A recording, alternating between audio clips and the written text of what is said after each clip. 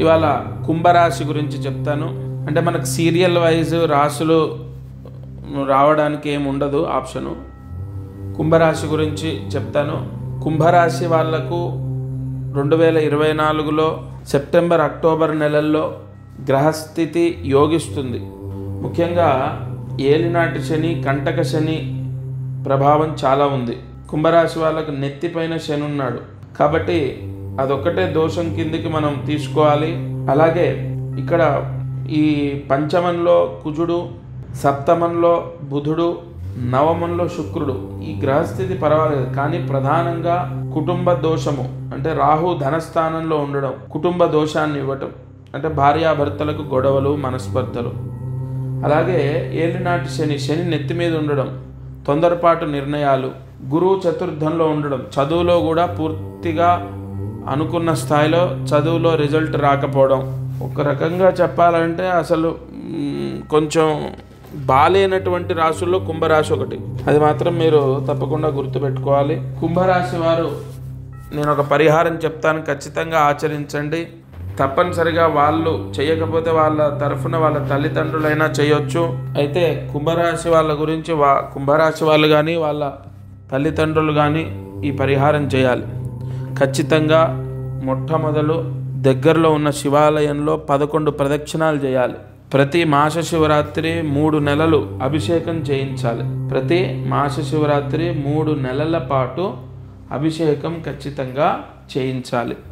కుంభరాశి ఎవరిదైతే వాళ్ళ పేరుతోని, వాళ్ళ గోత్రము, వాళ్ళ ఇంటి పేరు చదువుకొని, వాళ్ళ గోత్రం, వాళ్ళ ఇంటి పేరు చదువుకొని తప్పకుండా వాళ్ళ పేరుతోని 3 నెలల పాటు రుద్రాభిషేకం శివాలయంలో చేపించాలి. ఈ పరిహారము కుంభరాశి వాళ్ళు చేసుకోవడం ద్వారా వాళ్లకు గ్రహ శాంతి జరుగుతుంది. ఏలినాటి శని, అలాగే గురువు చతుర్థ స్థాన దోషము, రాహు కుటుంబ స్థాన దోషము ఇవన్నీ కూడా తగ్గుతాయి. వాళ్ళకు మనశ్శాంతి లభిస్తుంది, ఆరోగ్యం బాగుంటుంది, చదువు రావడము, ధనయోగం కలగడం ఇత్యాది శుభ ఫలితాలు లభిస్తాయి. తప్పకుండా కుంభరాశి వారికి 2024 చివరిలో అంటే సెప్టెంబర్, అక్టోబర్, నవంబర్, డిసెంబర్లో అసలేం బాలేదనే మనము పరిగణలోకి తీసుకోవాలి. దత్తార్పణమస్తు. అందరికీ నమస్కారం.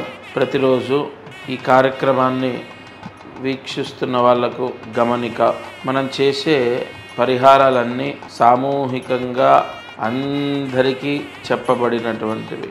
ఇక్కడ ఒక విషయాన్ని మీరు గ్రహించాలి. మానవ జన్మ, నేను కానీ మీరు కానీ ఎవరు జన్మనెత్తినా ఒక కర్మదోషంతోనే పుడతాం. ఆ కర్మదోషము విముక్తయ్యి మనకు అనేక కష్టాలు పోవాలంటే జాతకమే దానికి బలమైన ఆధారం. కావున ఎవరైతే ఈ ఛానల్ చూస్తున్నారో వాళ్ళకు విపరీతంగా, అంటే ఈ ఛానల్ చూడండి, దీంట్లో చెప్పిన పరిహారాలు చేయండి, ఓకే, అయినా కూడా మీ కష్టాలు తొలగలేదు, లేదా విపరీతంగా కష్టాలున్నాయి, ఇంట్లో సమస్యలు ఉన్నాయి, అమ్మాయి విషయంలో, అబ్బాయి విషయం, ఇలా అనేక విషయాల్లో సమస్యలు ఉన్నాయి అన్నప్పుడు తప్పకుండా మీ జాతకాన్ని పరిశీలింప చేయించండి. ఈ భూమండలం పైన జన్మించిన ప్రతి ఒక్కరూ వారి జాతకాన్ని చూయిస్తారు చాలా వరకు. అంటే ఇక నమ్మకాలు లేని వాళ్ళు తప్ప.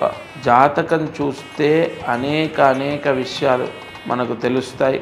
మీరు కింద కనపడుతున్న నెంబర్కి కాల్ చేసి మీ జాతక వివరాలు ఇవ్వండి. తప్పకుండా నేరుగా నేనే స్వయంగా మీతో మాట్లాడతాను. జై గురు దత్తాత్రేయ.